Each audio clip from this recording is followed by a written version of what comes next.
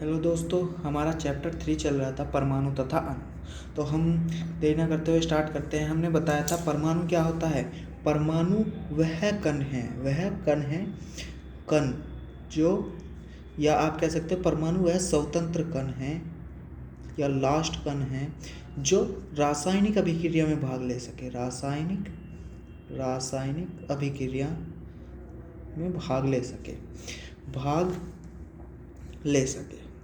सके मतलब इसके बाद हम और कण नहीं बांट सकते। ये परमाणु लास्ट कण होता है किसी भी पदार्थ का। लेकिन जब ये पदार्थ के जो परमाणु होते हैं, यानी कि ये परमाणु की बात चल रही थी, परमाणु।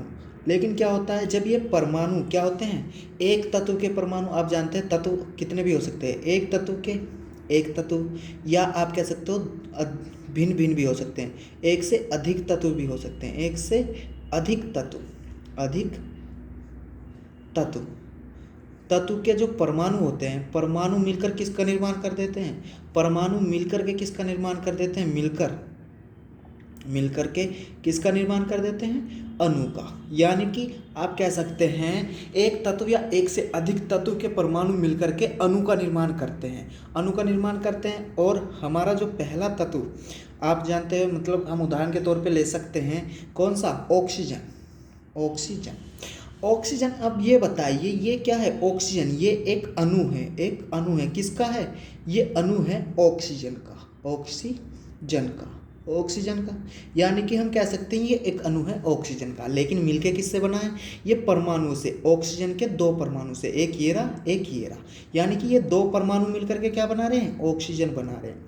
ये कैसे परमाणु हो गए, ये एक तत्व के परमाणु हो गए। ये कैसे हो गए, एक तत्व के परमाणु हो गए।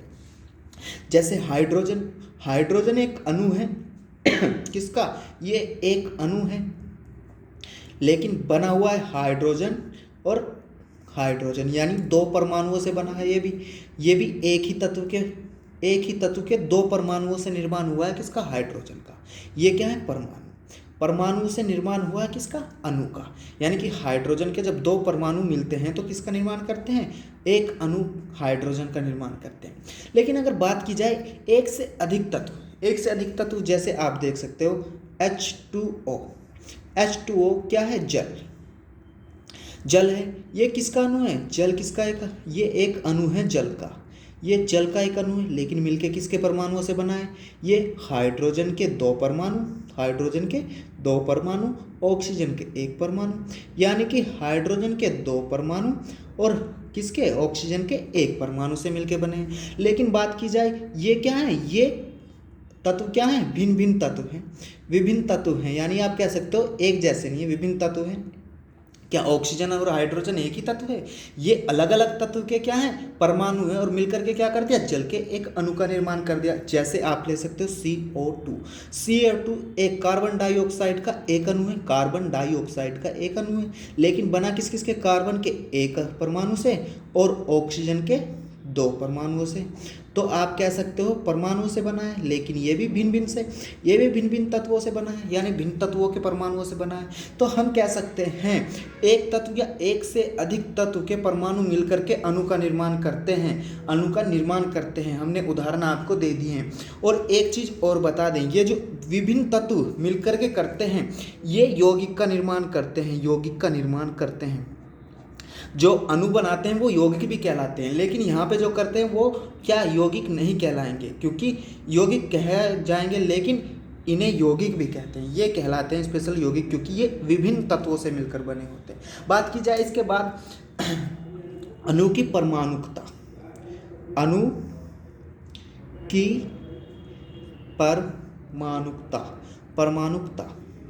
क्या होती है, अणु की परमाणुकता आपको बता दें तो एक आप देखोगे किसी अणु की संरचना कर रहे हो आप, जैसे मान लीजिए अणु की संरचना कर रहे हैं, तो उसमें क्या होता है, उसमें जो परमाणुओं की संख्या नियुक्त वो काउंट की जाती है। यानी कि आप जब अणु बनने में, यानी कि अणु की संरचना होने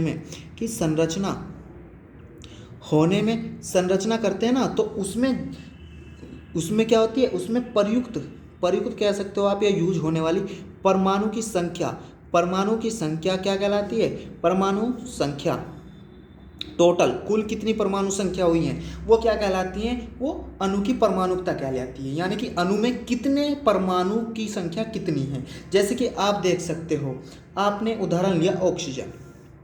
ऑक्सीजन ऑक्सीजन में क्या है, परमाणु कितने हैं, 2। तो ये क्या है, अणु की परमाणुकता, यानी ऑक्सीजन ऑक्सीजन की परमाणुकता कितनी है, 2। ऑक्सीजन की परमाणुकता 2 हो गई। जैसे P4 यानी कि आप कह सकते हो फास्फोरस। फास्फोरस के परमाणु कितने हैं, 4। परमाणु 4 है, तो आप कह सकते हो इसकी परमाणुकता कितनी हो गई, 4 हो गई। इसकी परमाणुकता कितनी हो गई, फास्फोरस की 4 हो गई, 4 हो गई। अब हम इसी में आगे चलते हैं। अगर बात की जाए द्विपरमाणुकता, परमाणुकता क्या है द्विपरमाणुकता। तो द्विपरमाणुकता की बात की जाए तो वे तत्व, या फिर आप कह सकते हो वे तत्व जिनकी क्या होती है, जिनमें परमाणुओं की संख्या कितनी होती है, 2 होती है। जिनमें परमाणुओं की संख्या कितनी होती है, 2 होती है। परमाणुओं की संख्या 2 होगी, वे क्या कहलाएंगे, द्विपरमाणुकता, यानी कि द्विपरमाणुकता अणु कहलाएंगे। वे कैसे अणु कहलाएंगे, द्विपरमाणुकता अणु कहलाएंगे। जैसे आप देखोगे ऑक्सीजन, इसमें 2 हैं। हाइड्रोजन, इसमें 2 हैं। क्लोरीन, इसमें 2 हैं। आप चाहें तो नाइट्रोजन भी ले सकते हैं, इसमें 2 हैं। तो आप कह सकते हो जिन अणुओं के परमाणुओं की संख्या 2 हो उन्हें द्विपरमाणुकता अणु कहते हैं, द्विपरमाणुकता अणु कहते हैं। इसके बाद बात की जाए तो त्रिपरमाणुकता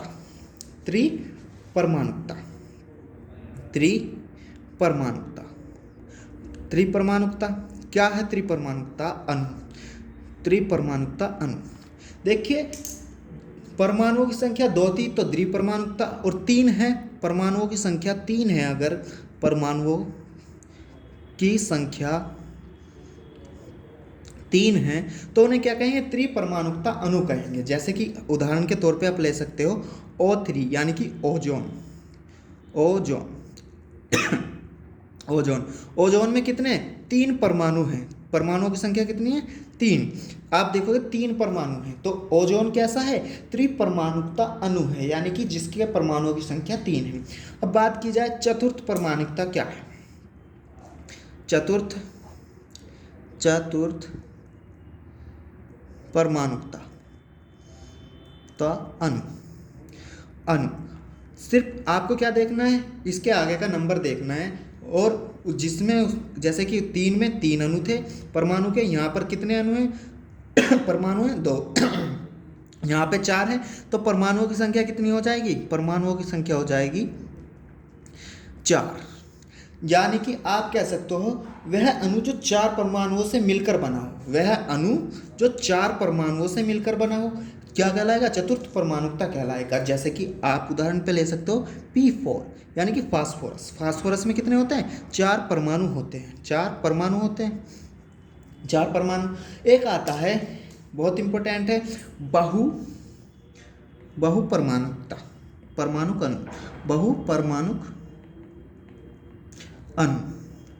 बहुपरमाणुक अणु क्या है, वे अणु, आप कह सकते हो वे अणु जिनकी संख्या क्या होती है, जिनमें परमाणुओं की संख्या 4 से अधिक होती है, यानी कि 4 से अधिक हो जिनमें परमाणुओं की संख्या, वे क्या कहलाते हैं, बहुअणु कहलाते हैं। जैसे कि उदाहरण के तौर पे आप ले सकते हो S8 यानी सल्फर में कितने, 8 परमाणु हैं। तो आप देखिए सल्फर में 8 परमाणु हैं, जबकि 4 से अधिक हैं, ये 4 से अधिक हैं। जबकि चतुर्थ वाले में कितने थे, 4 थे। त्रि वाले में परमाणु अणु में कितने थे, 3 थे। और द्विपरमाणुकता वाले में कितने थे, 2 थे। और आप सिंगल वाले भी ले सकते हैं जिसमें 1 परमाणु होगा, ठीक है ना। सिंगल परमाणु को तत्व भी कहा जाता है, ठीक है। तो इसके बाद जो हमारा नेक्स्ट हमारा जो टॉपिक चलेगा, जो प्रोटॉन है, हम बता दें प्रोटॉन होता है, एक इलेक्ट्रॉन होता है परमाणु में, प्रोटॉन और एक इलेक्ट्रॉन होता है। तो जो प्रोटॉन की संख्या इलेक्ट्रॉन की संख्या के बराबर होती है, और ये क्या कहलाते हैं, ये प्रोटॉन की संख्या इलेक्ट्रॉन की संख्या के बराबर होती है। ये परमाणु को शो करते हैं, यानी कि परमाणु संख्या को शो करते हैं। यानी कि ये दिखाते हैं किसी भी तत्व का प्रोटॉन और इलेक्ट्रॉन उसके परमाणु संख्या को दिखाता है। और बात की जाए हमारा जो एक अक्रिय गैसें हैं, अक्रिय गैसों को छोड़कर, अक्रिय गैस क्या है, इनकी इलेक्ट्रॉनिक संरचना यानी रचनाएं, इलेक्ट्रॉनिक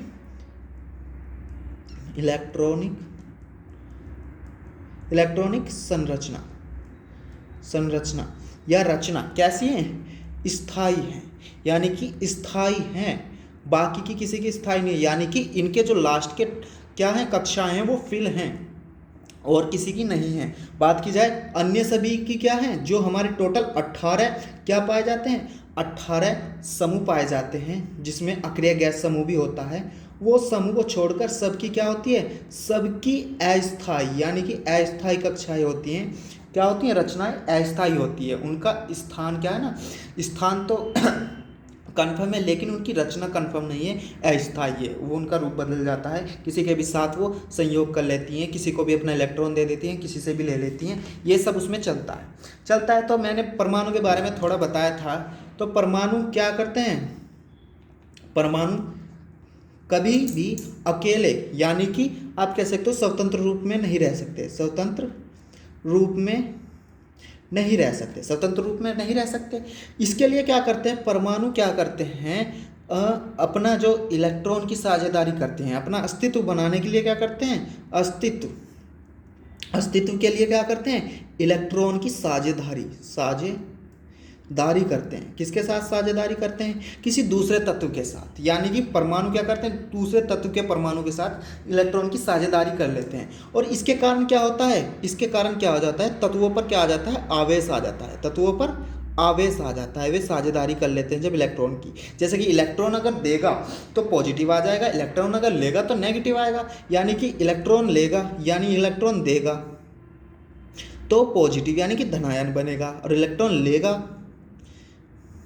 तो क्या बनेगा, नेगेटिव यानी कि ऋणायन बनेगा। ऋणायन तत्वों पर क्या आ जाते हैं, आवेश आ जाते हैं। अब देखिए आवेश, ये आवेश क्या होता है, एक आयन नाम सुना होगा आपने, आयन। जो ये आवेश कण आ जाते हैं, विद्युत आवेश कण, इसके कारण क्या हो जाता है, आकर्षण पैदा होता है। विद्युत आवेश कण, विद्युत आवेश कण, ये विद्युत आवेश कण ही क्या कहलाते हैं, आयन कहलाते हैं। पॉजिटिव और नेगेटिव यानी कि धनायन और ऋणायन, ये आयन कहलाते हैं। और बात की जाए तो आयनिक यौगिक और बात करें तो आयनों की इलेक्ट्रॉनिक रचना स्थायी होती है, ठीक है ना। आयनों की इलेक्ट्रॉनिक रचना स्थायी होती है, ये स्वतंत्र रूप में अस्तित्व में रह सकते हैं। इनकी क्या, आयन की बात की जाए तो इनकी इलेक्ट्रॉनिक संरचना या रचनाएं क्या होती है, स्थायी होती है। प्लस क्या, ये स्वतंत्र रूप में भी रह सकते हैं, स्वतंत्र रूप में रह सकते हैं। इन्हें जरूरत नहीं है, ये स्वतंत्र रूप में रह सकते हैं, लेकिन जब क्या हो, जब इन्हें कोई अपना वो मिल जाए तो ये उसके साथ क्या कर लेते हैं, पॉजिटिव नेगेटिव के साथ क्या कर लेता है, कॉम्बिनेशन कर लेता है, और नेगेटिव पॉजिटिव के साथ कॉम्बिनेशन कर लेता है। परंतु ये स्वतंत्र रूप में रह सकते हैं, इनकी इलेक्ट्रॉनिक संरचनाएं स्थायी होती हैं, इन्हें किसी की जरूरत नहीं है, फिर भी ये कॉम्बिनेशन बना लेते हैं। बात करें आयनिक यौगिक जो होता है, आयनिक जिनके पास आयन होते हैं, आयनिक यौगिक में जो पहला तत्व होगा, दो तत्वों से बनता है ना, पहला तत्व और एक दूसरा तत्व, अधिक तत्व भी हो सकते हैं, दूसरा तत्व और पहला तत्व।